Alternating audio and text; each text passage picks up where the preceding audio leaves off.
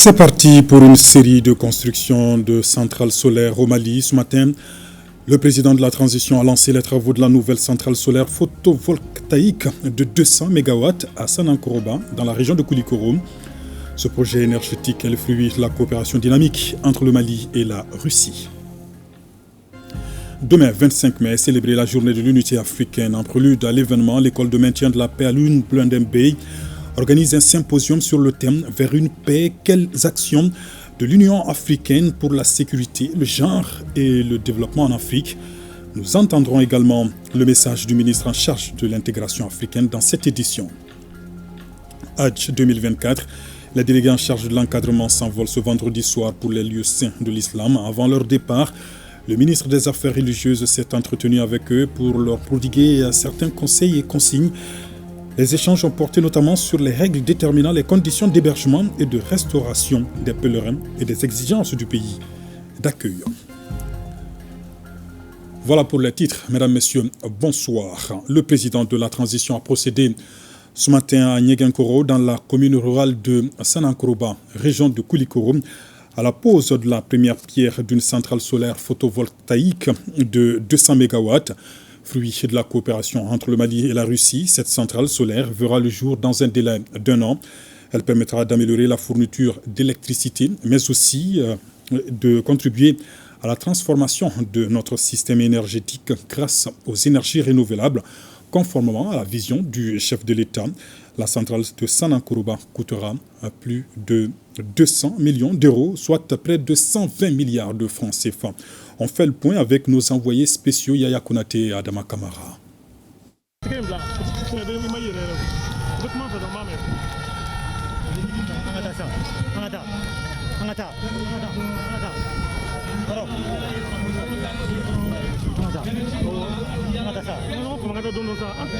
Journée ensoleillée dans la commune rurale de Sanankoroba.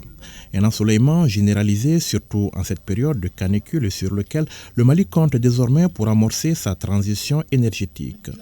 En posant les premiers panneaux de ce qui sera d'ici 1 an la centrale solaire photovoltaïque de Sanankoroba, le président de la transition suscite l'espoir, celui de voir déjà la crise énergétique que traverse le pays se résorber petit à petit. Et c'est le maire de la commune rurale de Sanankoroba qui trouve les mots justes pour l'exprimer. L'espoir est donc permis car nous ne sommes plus loin du bout du tunnel. Pour le moment, notre pays n'a pas de débouché à la mer, mais nous avons un grand débouché au soleil. Les énergies renouvelables ou énergies propres peuvent être un tremplin pour juguler la crise énergétique que nous traversons actuellement et diminuer ainsi la dépendance énergétique de notre pays au réseau extérieur. La centrale photovoltaïque de Sanankoroba constituera donc le point de départ de la transformation de notre système énergétique national grâce aux énergies renouvelables conformément à la vision du président de la transition, le colonel Assimi Goïta.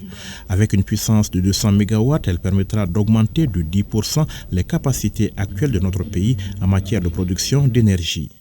La future centrale de Sanankoroba est un champ solaire d'une puissance de 200 MW crête sur une superficie de 300 hectares. Elle comprendra des modules photovoltaïques bifaciaux installés sur des systèmes de trackers et dotés d'un système de stockage d'énergie de 20 MWh.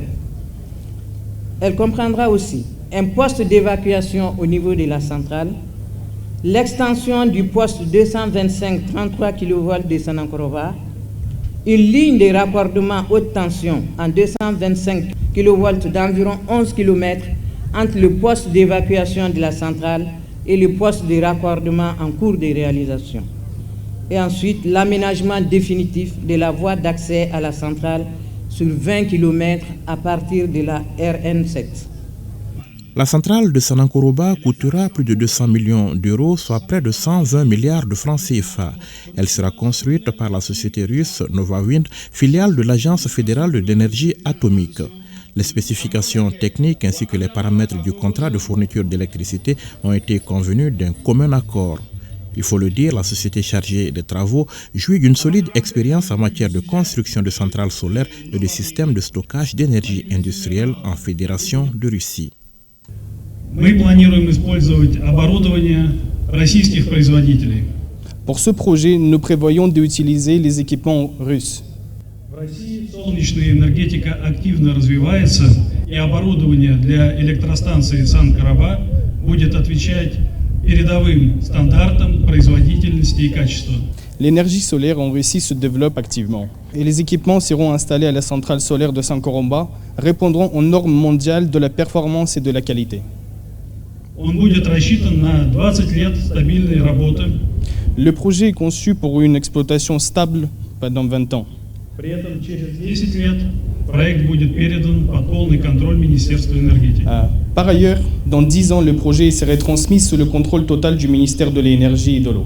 En lançant les travaux de la centrale de Sanankoroba, le président de la transition, chef de l'État, n'a pas manqué de saluer la résilience des Maliens tout en affichant sa détermination à venir à bout de la crise énergétique. C'est avec un réel espoir que je viens de poser le premier panneau de la nouvelle centrale solaire de Sanankoroba, avec une puissance de 200 MW crête. Cette nouvelle centrale permettra d'augmenter la capacité de production qui est actuellement confrontée à d'énormes difficultés en termes de fourniture d'électricité. Effectivement, l'étape de Sanankoroba n'est que le début d'une série de constructions de centrales solaires en République du Mali et vise à concrétiser notre souveraineté énergétique. Et je voudrais aussi surtout saluer la résilience et la patience du peuple malien qui a fait d'énormes sacrifices. Et je tiens à les rassurer que tous les sacrifices consentis constituent le socle de notre détermination et de notre engagement vis-à-vis du peuple malien, dont le bien-être demeure notre souci constant. Je voudrais, avant de terminer aussi, saluer l'engagement constant de la Fédération de Russie aux côtés du peuple malien en cette période difficile. Et la réalisation de cette nouvelle centrale est la preuve éloquente de l'excellence de notre partenariat. Pour cette cérémonie de pose des premiers panneaux, la mobilisation était totale dans le village de Nyegenkoro. Les populations venues des 4 coins de la commune ont sorti le grand jeu pour magnifier cette future réalisation qui fera de Sanankoroba une ville source de lumière et un réservoir d'énergie pour le Mali tout entier. Oui, côté réaction, les habitants de Sanankoroba et alentour, Yaya Konaté l'a dit, sont sortis massivement prendre part à cet événement. Tous saluent cette initiative présidentielle et réaffirment leur soutien aux actions de la transition. On en sait davantage avec Nyanya Alou Traoré et Abdul Salam Bambara. Nyegenkoro, dans la commune rurale de Sanankoroba. Nous sommes à environ 2 heures de voiture de Bamako. C'est ce village d'1 millier d'âmes qui portera très bientôt l'une des ambitions prioritaires du président de la transition vers la souveraineté énergétique du Mali. Il ne fallait donc pas se faire raconter l'événement. La mobilisation était totale avec en tête la première personnalité de la ville, l'édile Mamadou Zan Traoré, remarquablement mis dans son grand boubou blanc, dira que cette centrale sonne une ère nouvelle pour le Mali qui n'a certes pas de débouché sur la mer, mais l'aura désormais sur le soleil et même en grande quantité. C'est un maire très comblé, très joyeux et puis très confiant à nos autorités pour tout ce qu'ils sont en train de faire pour juguler ce problème d'électricité parce qu'on n'est plus loin du bout du tunnel. Donc je demande à mes compatriotes, à tout le peuple malien d'être résilient, que tout le monde accompagne ce projet. La cérémonie de pose de la première pierre a enregistré la présence de nombreuses personnalités villageoises. On comptait parmi elles les 27 chefs des villages cantonaux de Sanankoroba, tous parés de leurs titres et médailles autour du cou, tenaient à être présents et ce, pour diverses raisons.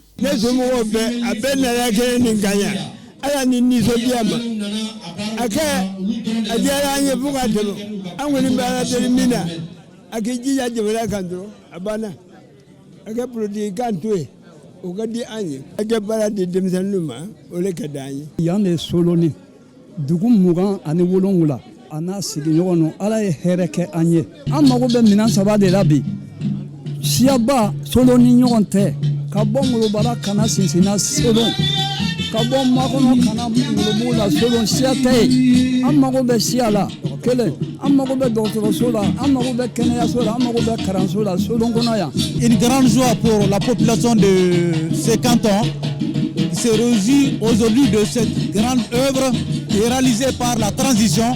C'est une chance pour nous d'avoir bénéficié de cette centrale solaire qui est pour tout le Mali. C'est la grande joie pour nous aujourd'hui. Les populations des villages environnants, Vuvuzela, Tam-Tam et Flûte à la main étaient là également. Pour le plaisir des invités, elles ont offert des prestations folkloriques pour démontrer leur bonheur.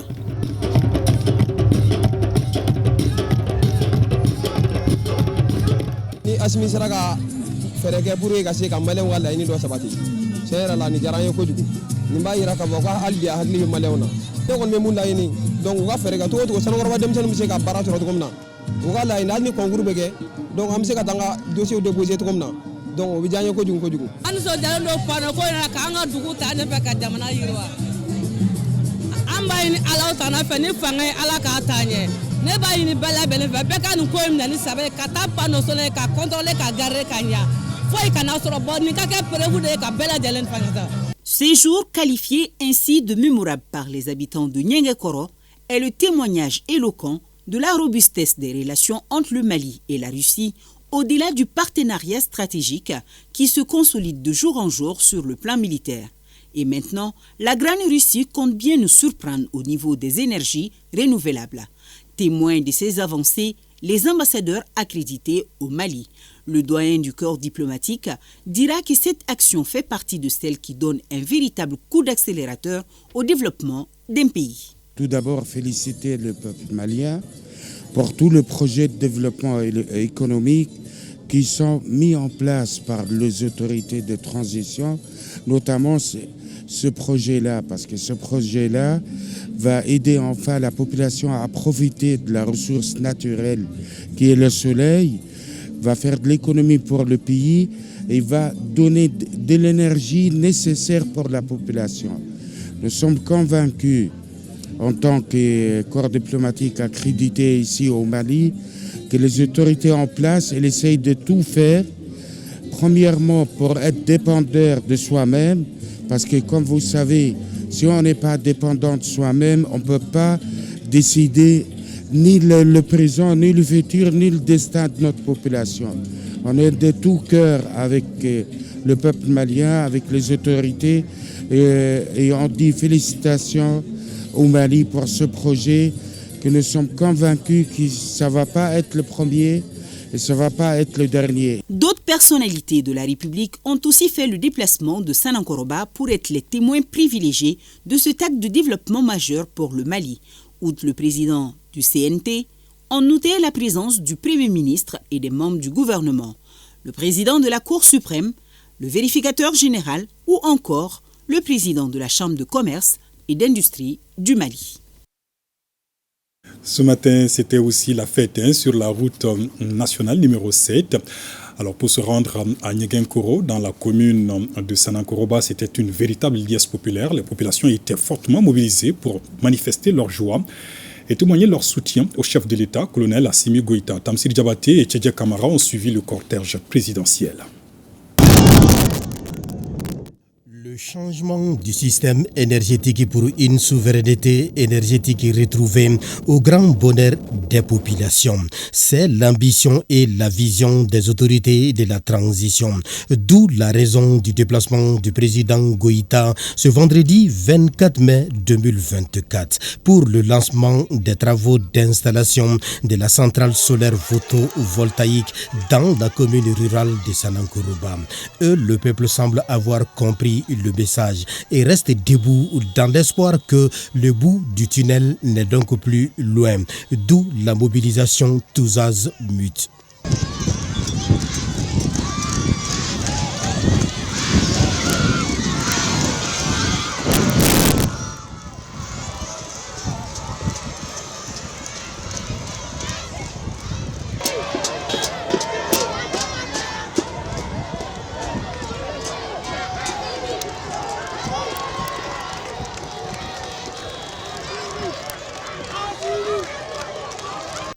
Le cortège présidentiel sur la route nationale 7 n'a pas échappé aux populations. Oui, une véritable liesse est populaire pour exprimer leur joie.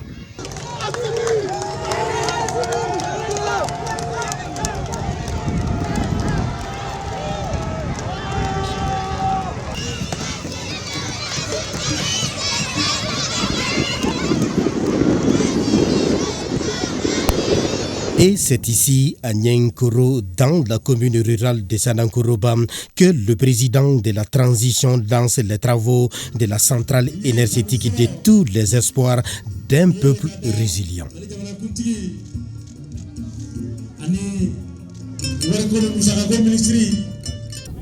Et je voudrais aussi, surtout, saluer la résilience et la patience du peuple malien qui a fait d'énormes sacrifices. Et je tiens à les rassurer que tous les sacrifices consentis constituent le socle de notre détermination et de notre engagement vis-à-vis du peuple malien. Justement, le peuple le prouve encore une fois de plus, sa résilience et sa patience, surtout lorsque le président de la transition, colonel Assimi Goïta, a tenu à les saluer en faisant ainsi le tour du site.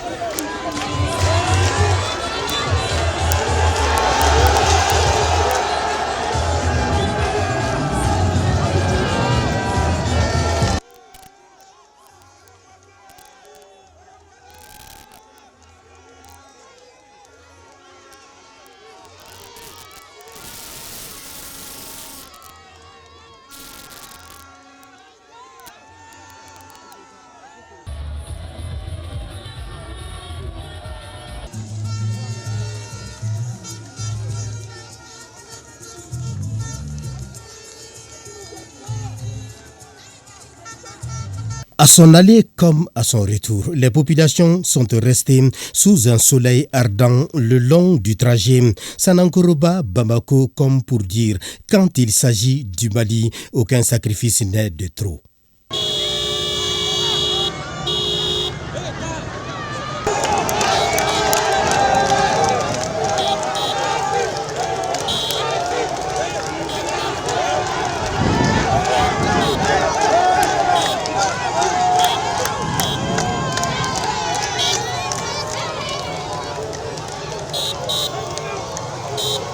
Il était là, le peuple résilient et patient de Sanankoroba à Bandankoroni, en passant par Sénou avec le drapeau russe et malien qui flotte, et le président Goïta visiblement très ému par l'engagement de son peuple pour le renouveau. Les populations, en prouvant leur engagement, certains tombent quand elles voient leur président les saluer.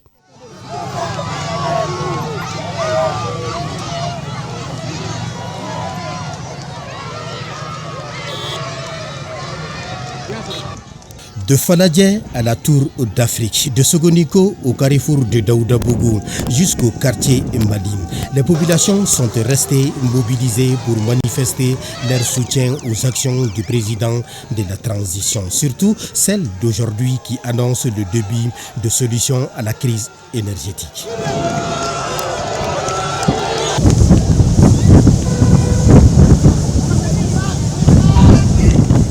Et tout au long du trajet, certains sont même sortis de leur véhicule en manifestant leur joie pour cette nouvelle ère qui s'appelle énergie solaire. Et le soleil sous lequel le peuple prouve à suffisance qu'il est avec son président prouve une vraie souveraineté énergétique au service du peuple.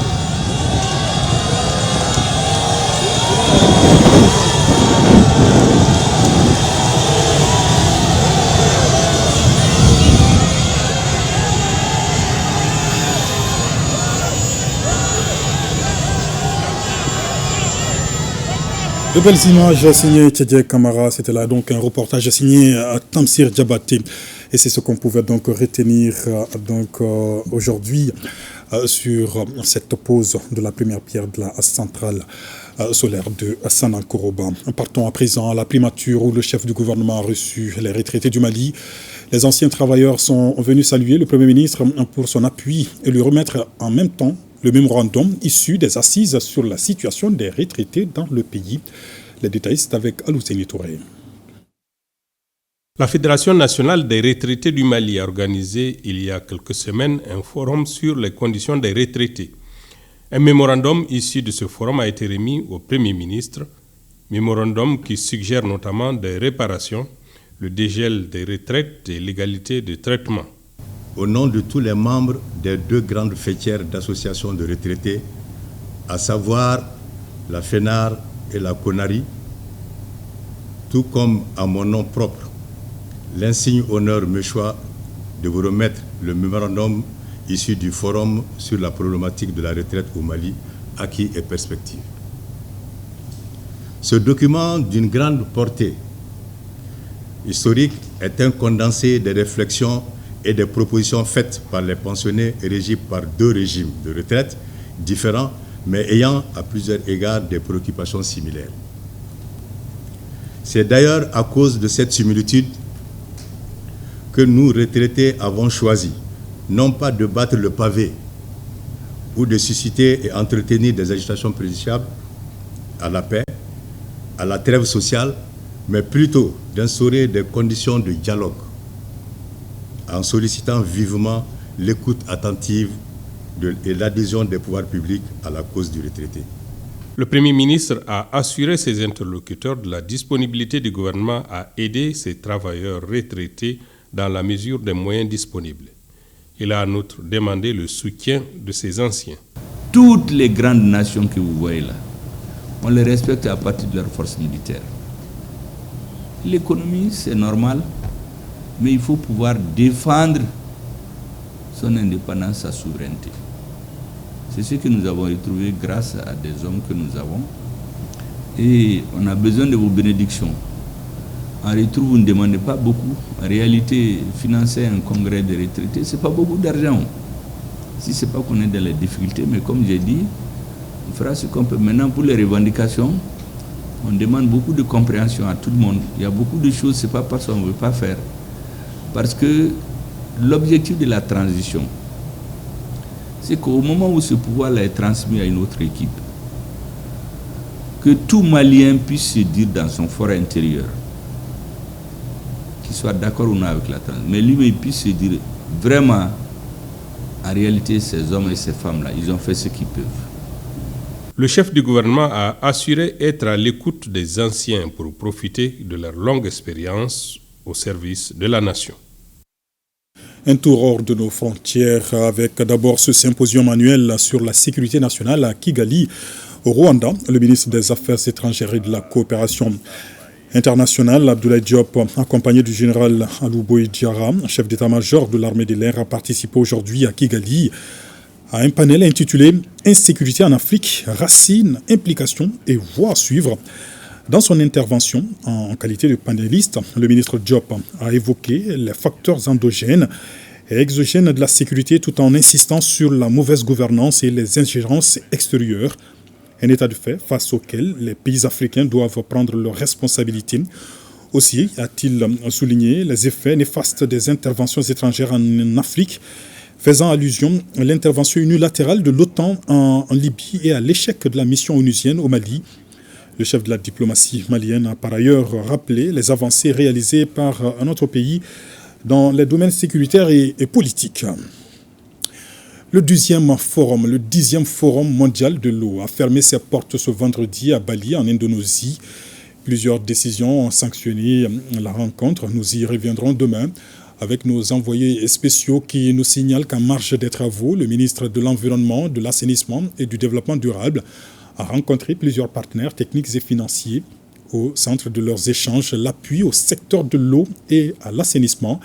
Nous retrouvons Khadijatou Kone et Aloubé Kone. Au Forum mondial de l'eau à Bali, pas de répit pour le ministre de l'Environnement, de l'Assainissement et du Développement durable. Mamadou Samake multiplie les rencontres avec les partenaires techniques et financiers pour partager la vision et les efforts consentis par le Mali en matière d'eau et d'assainissement. Il s'est d'abord entretenu avec les responsables de la Banque mondiale sur les priorités du Mali qui enregistre à ce jour un taux d'accès à l'eau de 65% selon les statistiques. Pour accroître ce chiffre, un besoin en ressources financières s'impose. Et la représentante de la banque a évoqué que les éléments transformateurs ne sont pas que l'argent, mais tout le programme qui peut accompagner ce type de mobilisation. Et donc c'est en ce sens que ça a été très utile que des échanges vont se poursuivre avec l'accompagnement et l'appui constant de la banque par rapport aux programmes qui peuvent être définis et peaufinés dans le cadre de l'intérêt du Mali et tenant compte des attentes et des préoccupations du Mali. Côté assainissement, le taux est estimé à 45% dans notre pays. Là aussi, malgré les efforts consentis, le secteur reste confronté à certaines difficultés. Si la Banque mondiale peut toujours accompagner le Mali afin que nous puissions mettre en œuvre les plans stratégiques d'assainissement qui sont déjà élaborés, ça va être quand même un ouf de soulagement pour les citoyens maliens. Les responsables de la Banque mondiale se disent conscients et notent les défis soulevés par la partie malienne. Pour l'institution financière, la maîtrise de l'eau demeure une nécessité cruciale et les pays du Sahel figurent parmi ses priorités. Donc, son appui au Mali ne fera pas défaut. L'idée, c'est vraiment d'avoir les conversations qu'il faut avec les différents gouvernements, dont le gouvernement malien, pour voir dans quelle mesure on peut faire face à ces défis. Donc, les défis sont grands, mais aussi on voit beaucoup d'opportunités.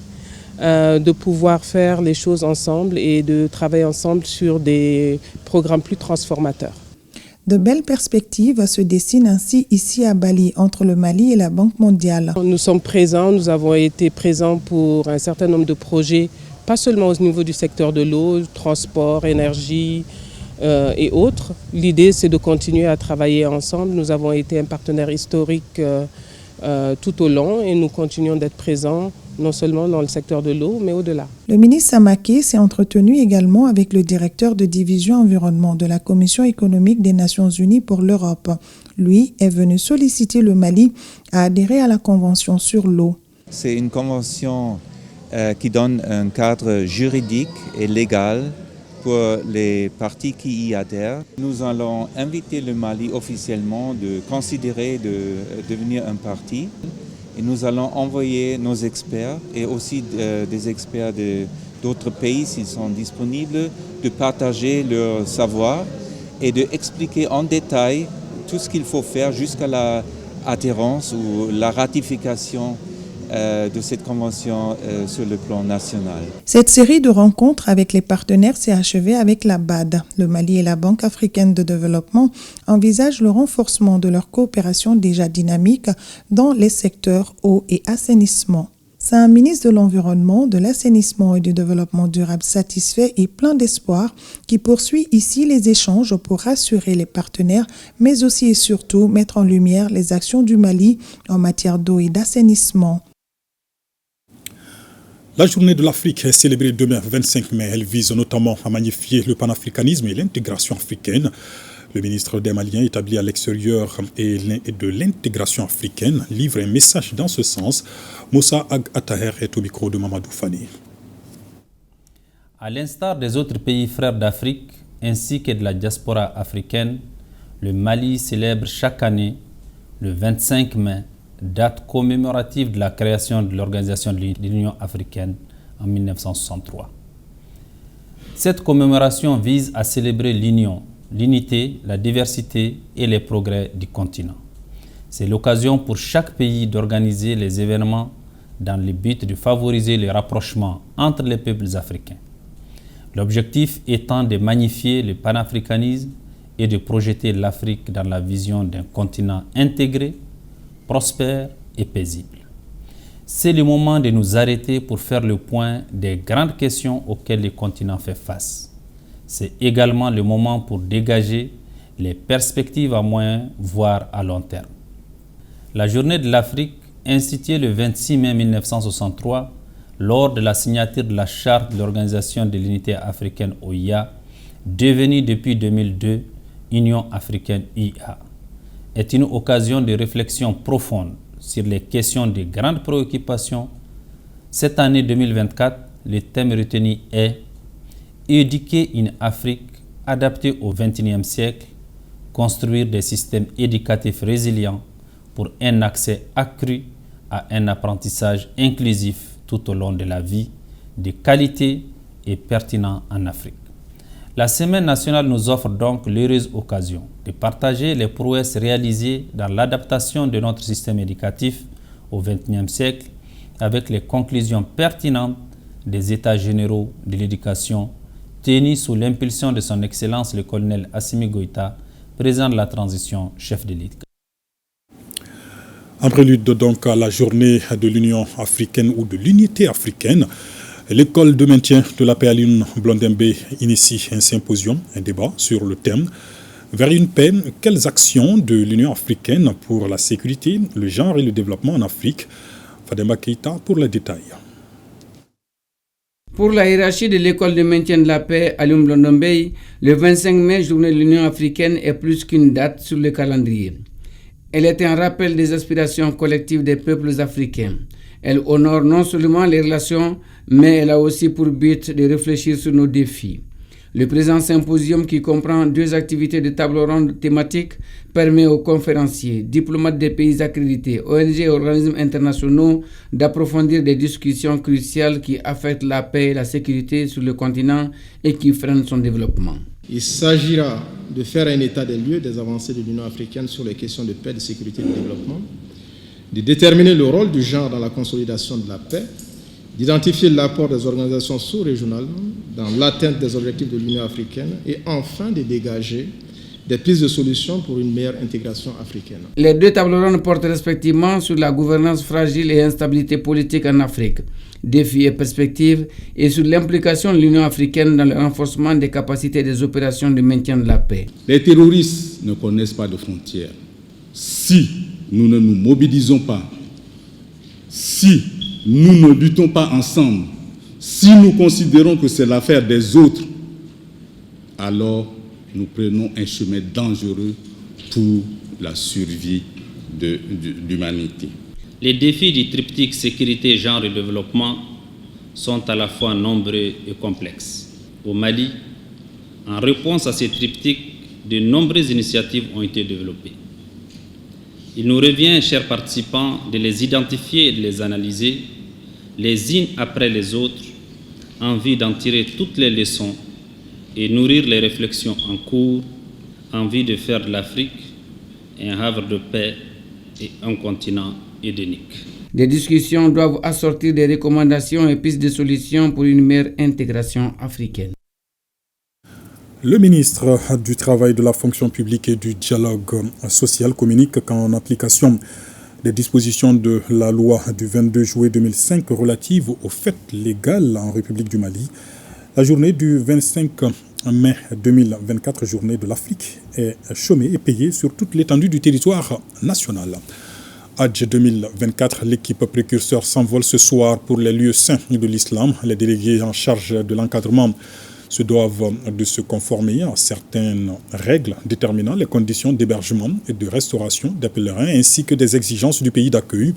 Avant leur départ, le ministre des Affaires religieuses s'est entretenu avec eux sur le sujet. Tchemoko Konate nous en dit plus. Le ministre des Affaires religieuses, du culte et des coutumes face aux délégués devant assurer le pèlerinage édition 2024. Loin d'être une séance de prêche, cette rencontre se veut un cadre de sensibilisation sur les règles de bonne conduite auxquelles chacun d'eux est tenu de se plier. Une adresse de 53 minutes pour décrypter les conditions d'hébergement, de restauration et de bien d'autres exigences du pays d'accueil. D'abord, ne pas aller à l'encontre de la loi saoudienne, ça c'est un. Deuxième chose, il faut bien respecter les pèlerins maliens dont on est en charge de les encadrer. 3, que les délégués gardent leur patience pour s'écouter mutuellement et surtout de respecter les instructions du directeur de la maison de Hajj qui est le délégué général de tous les pèlerins du Mali. C'est des engagements vis-à-vis de nous et vis-à-vis de l'État et vis-à-vis d'Allah subhanahu wa ta'ala. Les ministres accordent un intérêt particulier aux conditions définies, soulignant les mesures disciplinaires en cas de dérogation. Dr Mamadou Kone appelle l'ensemble des pèlerins et leur encadrement à formuler des bénédictions pour le Mali. Les bénédictions sont confiées à M. Oumar Kouyaté lors du pèlerinage parce qu'il y a une grande lecture du Saint-Coran pour formuler des bénédictions pour le Mali et pour l'ensemble des pèlerins. Donc c'est lui qui prend la tête de cela. Mais l'ensemble des délégués religieux sont encadrés par Dr Ousmane Salou Traoré. Pour rappel, ils sont au total 125 délégués à faire le suivi des pèlerins. Pèlerins dont l'équipe précurseur s'envole ce vendredi soir même pour les lieux saints de l'islam. Il ne reste qu'à leur souhaiter un bon accomplissement de ces 5e piliers de l'islam. Et la Banque malienne de solidarité remet des kits aux pèlerins maliens en guise d'appui. L'initiative s'inscrit dans le cadre du partenariat entre la Maison du Hadj et la BMS SA. Le reportage est signé Benogo Fofana. La solidarité est l'une des actions les plus partagées dans la société malienne depuis la nuit des temps. C'est pourquoi la Banque malienne de solidarité BMS SA remet aux pèlerins maliens des kits pour faciliter leur séjour en Arabie Saoudite.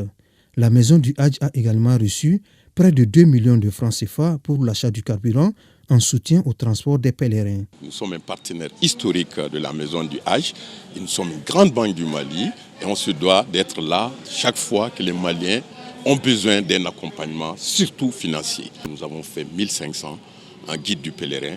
Donc en plus de guide, toujours pour des raisons pratiques, nous avons fait des sacs à dos qui leur permettront de mettre les documents de voyage, les accessoires et de se rendre dans les mosquées de façon sécurisée toujours. Nous avons fait aussi des sacs en bandoulière et qui permettront, j'en suis sûr, de faciliter le séjour de nos candidats pèlerins. La BMS, c'est vraiment l'un de nos partenaires privilégiés parce que le pèlerin, quand il vient ici, ils font d'abord le passeport. Et la BMS a un guichet ici pour le paiement les frais de passeport et aussi pour le paiement des coûts du Hajj. L'ensemble des coûts du Hajj, on peut payer en un seul coup et on peut aussi payer par tranche. Le directeur général adjoint de la BMS SA a mis à profit la cérémonie pour présenter aux pèlerins les cartes Visa et les cartes Master à coût réduit, ainsi que leur inscription aux différentes plateformes digitales de la banque. Bouclons ce chapitre avec le départ à la Mecque de la première vague de l'agence Mousdalifa. Eh bien, ils sont 158 pèlerins qui ont déjà rejoint la Terre Sainte. Notre reporter Salif Ouedrago était au départ. Le vol des pèlerins de l'agence privée Mousdalifa a quitté tôt ce vendredi Bamako avec à son bord 158 candidats au Hajj plus 15 encadreurs à destination de Médine en Arabie Saoudite. L'islam repose sur 5 piliers, dont les 5e pilier est d'aller acquitter, n'est-ce pas, les Hajj dans la Mecque. Toutefois que celui qui en a, n'est-ce pas, les moyens. Donc, alhamdoulilah, Dieu a fait que cette année, ça a été possible. Depuis 2001, le groupe Mousdalifa met tout en œuvre pour permettre aux fidèles musulmans de s'acquitter de leur rite religieux.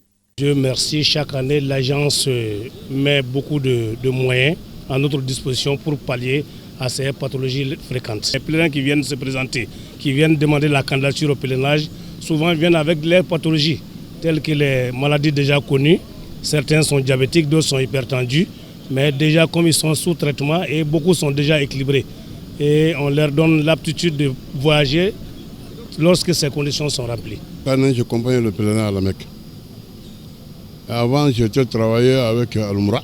Le second, j'ai ouvert ma société, je voyage avec ma société. Je le suis à Bamako ici, Médine, à la Mecque, Mina, Mousdalifa et retour, Arafat et Bamako. Pour cette édition du Hajj 2024, l'agence Mousdalifa a eu un quota de 158 sur les 13 330 attribués au Mali. Également dans l'actualité au Mali, lancement de la base de données des jeunes sortant des centres de formation professionnelle. Le but est de favoriser l'insertion socio-professionnelle de ces jeunes en quête d'emploi. La plateforme est lancée par le ministère en charge de la question en présence de notre reporter Al-Mouzer Al-Kamissa Yatara. La mise en service de cette nouvelle application servira d'outil d'information et de communication entre les employeurs et les jeunes sortants certifiés pour les besoins d'embauche ou de recrutement. La base de données des jeunes sortants des centres de formation professionnelle a été élaborée par la GETIC et la Direction nationale de la formation professionnelle. L'objectif de cet outil que nous venons de présenter, c'est de mettre en place une plateforme numérique intuitive et sécurisée pour répertorier tous les sortants des centres professionnels, les recruteurs et l'ensemble des acteurs qui interviennent dans la formation professionnelle et dans les recrutements. Quand un entrepreneur a besoin de nous, ce n'est pas la peine qu'il aille demander ou bien qu'il prenne des temps avant de trouver un employeur.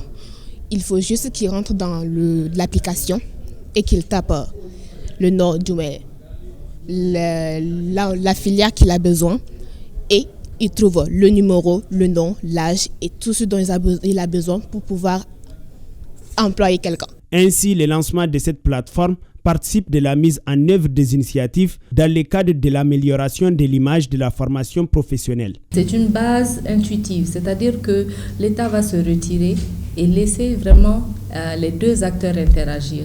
D'un côté, les jeunes qui ont été formés, de l'autre côté, le secteur privé qui a ce besoin de recrutement.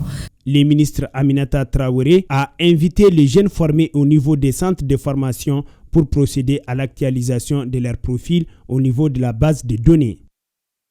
Emploi toujours avec les membres du conseil d'administration de l'Agence nationale pour l'emploi ANPE et des cadres de la direction générale de la structure qui ont effectué une mission conjointe dans le district de Bamako pour le suivi des projets accompagnés par l'agence. Le but est d'apprécier le niveau d'exécution des activités du plan de travail annuel en cours. Le reportage est signé à Daouda Kone.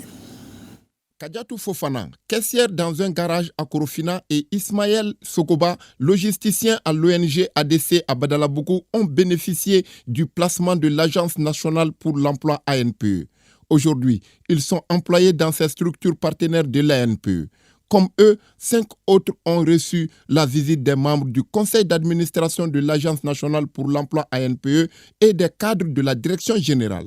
C'est à travers une tante, j'ai connu l'Agence nationale pour l'emploi. Donc quand je suis partie, on m'a dit de constituer un dossier. Comme ils disent qu'ils forment également les gens. Donc je me suis renseignée, ils disent on a une formation en vue en technique de recherche d'emploi. En tout cas, j'ai bénéficié de beaucoup d'offres. Nous sommes très satisfaits de leur collaboration parce que nous avons fait déjà une première expérience avec eux. Ça a bien marché, donc on a fait une deuxième expérience qui a aussi bien marché. Donc nous allons continuer de travailler avec l'ANPE si l'occasion se présente pour la prochaine fois. C'était non seulement pour constater le niveau d'exécution des activités du plan de travail annuel en cours, mais aussi et surtout apprécier les réponses données aux préoccupations soulevées par les partenaires et le personnel de l'ANPE. Nous travaillons en arrimage, en mise en phase, mais aussi en conformité avec les orientations des plus hautes autorités qui constituent aujourd'hui vers la sauvegarde de l'intérêt national. Donc l'intérêt national dans toute sa plénitude. Et c'est ça que vous remarquez avec ces actions terrain de proximité, de création d'emplois, d'auto-emploi et d'emploi salarié. L'objectif visé par l'ANPE déjà, ce n'est pas ceux-là qui sont formés, c'est de faire en sorte qu'il y ait l'effet multiplicateur pour que d'autres personnes puissent en bénéficier en dehors même de ceux qui ont eu le bénéfice de l'ANPE. C'est l'objectif visé parce qu'on est là déjà pour accompagner la politique nationale de l'emploi. La mission a duré 2 jours et a commencé par la visite de courtoisie aux autorités du district de Bamako. Des vivres et de non-vivres pour venir en aide aux femmes vivant avec la fistule obstétricale, un don du ministère de la promotion de la femme, de l'enfant et de la famille. Remise effectuée au centre Oasis du service d'urologie du CHU du Point G, Soumaou Aïdara. Les autorités maliennes ne nous ont pas oubliés. Cette phrase résonne dans la plupart des bouches de ces femmes affectées par la fistule obstétricale. Elles sont une 50aine au centre Oasis du service d'urologie du CHU Point G à recevoir ce don. Nous sommes très contentes de savoir que le gouvernement pense à nous. Que Dieu bénisse le Mali et nous le remercions beaucoup pour ces gestes. Alors c'est une donation que j'apprécie à sa juste valeur, d'autant plus que c'est une œuvre sociale et nous sommes dans une structure sociale composée de personnes que j'appelle vulnérables. On peut se dire que c'est une donation qui a une valeur plus que sociale et assez humanitaire pour moi. Le don est composé entre autres de riz, de mil, de dattes, de matelas. Il est du ministère de la promotion de la femme, de l'enfant et de la famille, accompagné par le ministère en charge de la santé, ainsi que le commissariat à la sécurité alimentaire. La présente cérémonie s'inscrit dans le cadre de ces initiatives pour venir en aide à nos sœurs victimes de cette affection. Les dons que je m'apprête à remettre sont composés de 3 tonnes de riz, de 3 tonnes de mil, 60 cartons de dattes, de 40 matelas et de kits de dignité. Cette activité entre dans le cadre de la Journée internationale de lutte contre la fistule obstétricale, célébrée le 23 mai de chaque année. Lancement de la campagne contre la faim et la malnutrition infantile au Mali, initiée par World Vision. Pour une période de 3 ans, cette campagne devrait toucher 580 000 enfants à travers le pays. Sokonakame Soko. L'interprétation d'un sketch par le groupe théâtral Nyogolon et la prestation de mini ensemble instrumental de la cité des enfants attire l'attention du public sur les causes et les conséquences de la malnutrition des enfants. Des messages qui marquent le lancement de la campagne INAF, un mot anglais qui signifie assez. Elle est initiée par l'ONG internationale, l'ONG World Vision. Nos objectifs programmatiques sont que 580 000 enfants bénéficieront des programmes d'assistance alimentaire à travers le pays et 140 000 enfants bénéficieront des programmes de nutrition. Pour nous permettre d'atteindre nos objectifs programmatiques assez ambitieux, j'invite les bailleurs de fonds à mobiliser 30 millions de dollars pendant ces 3 années de mise en œuvre, avec 10% du budget investi dans les actions de plaidoyer et 90% dans l'assistance directe aux bénéficiaires. Un enfant qui a faim ou qui est malnutri ne peut aller à l'école. Le Parlement des enfants du Mali, en tant que porte-parole de tous les enfants, est plus que préoccupé par ces phénomènes, comme tous les autres, d'ailleurs, qui touchent nos frères et sœurs, surtout ceux vivant dans les régions du centre et du nord. La campagne en question intervient à un moment où le Mali traverse une crise multidimensionnelle qui affecte plusieurs secteurs du développement et par ricochet les couches sensibles telles que les femmes et les enfants. Le gouvernement du Mali, conscient du caractère structurel des crises alimentaires et nutritionnelles, veut apporter une réponse globale et en synergie avec les autres pays de la sous-région ouest africaine. Ainsi, en accord avec les partenaires techniques et financiers et les organisations partenaires sous-régionales et internationales, l'Alliance globale pour la résilience Agir au Sahel et en Afrique de l'Ouest est créée. J'invite chacun à s'investir personnellement afin que cette campagne contribue à renforcer les efforts du gouvernement conduisant à éradiquer la faim et la malnutrition au Mali. La campagne qui s'étend sur 3 ans couvre l'ensemble du territoire national.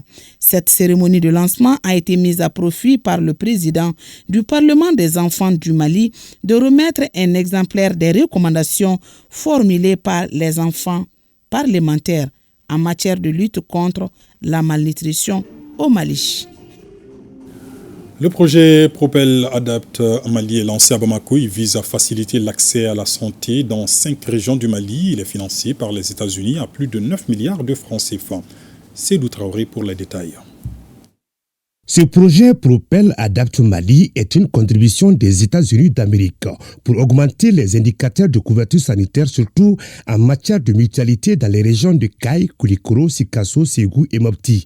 Il va contribuer dans les 5 prochaines années à accroître également l'accès des populations rurales aux soins et services de qualité à travers une assurance maladie abordable. L'objectif du projet Propel Adapt, c'est de mettre en place un système de mutuelle de santé à travers les interprofessions agricoles qui pourraient justement aider à toucher cette frange importante de notre population à avoir accès à l'assurance santé, notamment à des soins de santé de qualité. Selon les données nationales, 85% des Maliens ne bénéficient d'aucune forme d'assurance maladie malgré l'existence de 188 mutuelles dans les domaines socio-sanitaires. Tous les pans de l'économie nationale aujourd'hui se retrouvent à Mopti. Quand on prend le secteur agricole, Mopti est une zone de production agricole. Et quand on prend le secteur de l'élevage, la même chose, le secteur de la pêche, la même chose. Donc le commerce aussi est très développé, le secteur informel aussi très développé. Donc quand on analyse tout cela et les populations vulnérables qui sont là, qui ont besoin de la santé, je crois que ce projet est un atout, est une opportunité. Financé par l'USAID à plus de 9 milliards de francs CFA, le nouveau projet est mis en œuvre par l'État du Mali, l'ONG Action contre la faim et un consortium d'ONG locales. Ce projet témoigne l'engagement du gouvernement américain d'apporter sa contribution aux efforts du pays pour la couverture sanitaire universelle. Je voudrais tout d'abord saluer l'USAID et leur exprimer toute notre reconnaissance pour cette belle opportunité de réunir tous les acteurs de la protection sociale pour le lancement de ce projet, combien capital et qui donnera un coup d'accélérateur pour la couverture sanitaire universelle au Mali. Un sketch sur la santé de la famille dans le monde rural a illustré les perspectives et les défis que le nouveau projet entend relever dans les 5 régions cibles. 65 milliards de francs CFA, une enveloppe du Royaume des Pays-Bas pour soutenir le programme d'intégration durable des sols au Sahel, améliorer l'écologie et la production alimentaire. Le programme couvre le Mali, le Burkina Faso, le Niger et le Nigeria pour une durée de 10 ans. Le reportage est signé Bokari Koulibaly.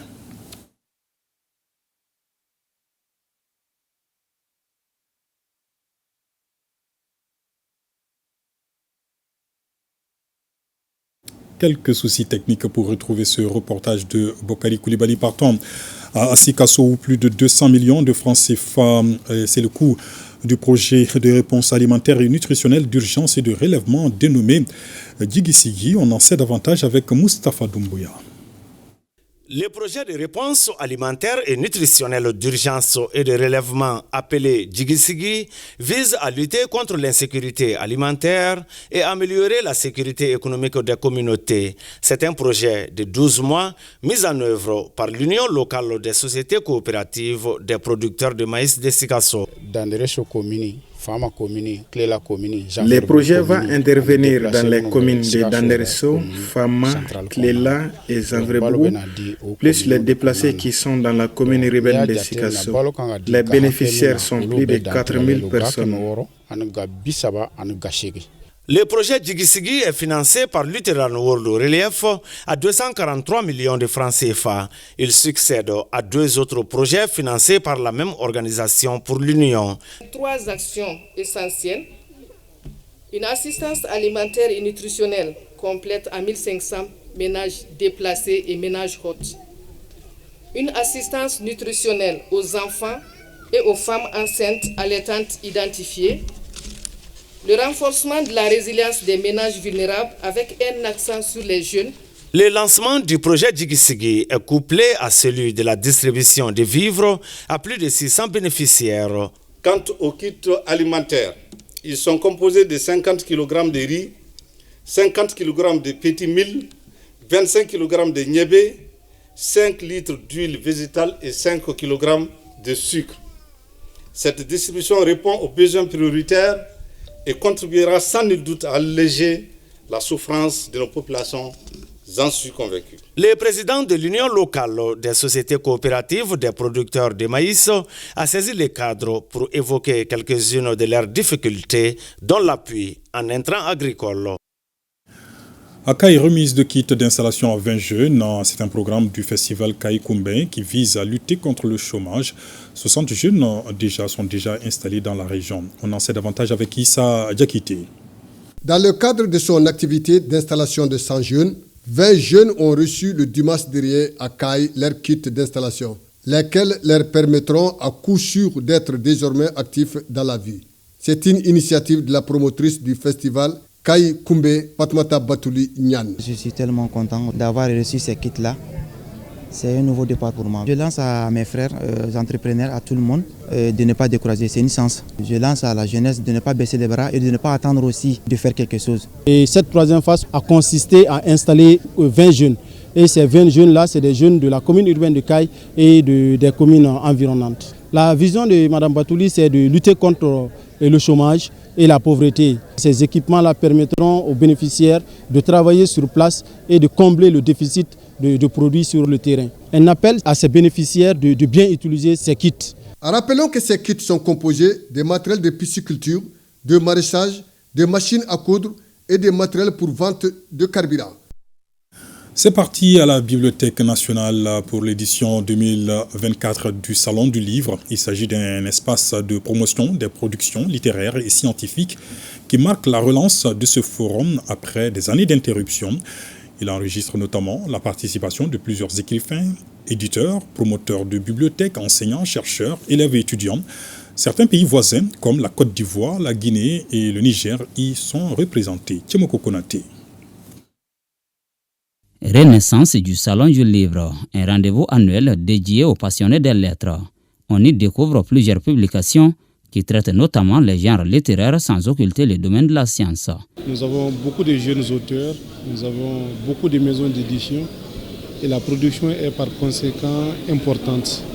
Et nous avons jugé nécessaire qu'il faut une tribune pour donner de la visibilité à tout ce qui s'est fait au Mali en termes de littérature, en termes de livres. Pour cette première édition marquant la relance du salon, ils sont écrivains, éditeurs, enseignants, chercheurs, élèves et étudiants à se retrouver à la Bibliothèque nationale. Ma motivation, tout d'abord, c'est que j'aime les livres parce que c'est une belle façon de se cultiver en tant qu'élève et c'est aussi l'occasion de rencontrer d'autres élèves. Pour une personne, par exemple, qui veut se former dans la cuisine, vous avez un livre culinaire qui est les pâtes minceurs. Vous avez un guide pour quelqu'un qui veut aller passer un concours à la fonction publique ou travailler là-bas ou créer lui-même ses propres projets. Un cadre de promotion des écrivains qui continuent de marquer leur temps, mais qui sont peu connus de la génération montante. Chaque fois qu'on pose la question aux jeunes, qui sont les auteurs qu'ils connaissent, ils vont toujours citer les mêmes. Seydou Badian, Amadou Hampateba et consorts. Ils ne connaissent pas les Ousmane Diarra, les Fatoumata Keita, les Srafili Django, Mandi Alpha Diarra, les Mamadou Konaté, Salimata Tokora. Ça, c'est des jeunes auteurs que nous avons aujourd'hui qui écrivent bien. Le Salon du Livre de Bamako est un événement à dimension internationale, en ce sens qu'il enregistre la présence des invités venus de certains pays voisins comme la Côte d'Ivoire, la Guinée et du Niger. Ce salon nous permet de mettre en exergue l'écriture africaine. Vous avez le Salon du Livre de la Côte d'Ivoire, du SILA, qui s'est terminé il y a la semaine dernière, et celui de la Guinée, du Sénégal qui ont lieu. Donc aujourd'hui, celui du Mali qui reprend vie depuis des années, vous le savez très bien. Donc il était important pour nous, en tant qu'acteurs majeurs en Côte d'Ivoire, de venir soutenir nos frères du Mali à travers cette première édition du Salon du Livre. Le temps est ainsi donné pour 5 jours d'exposition d'œuvres littéraires et scientifiques au bénéfice des passionnés du livre. Ainsi va l'actualité ce soir. Merci de votre fidélité. Excellent début de week-end à toutes et à tous et très bon moment de télévision en notre compagnie. Bonsoir.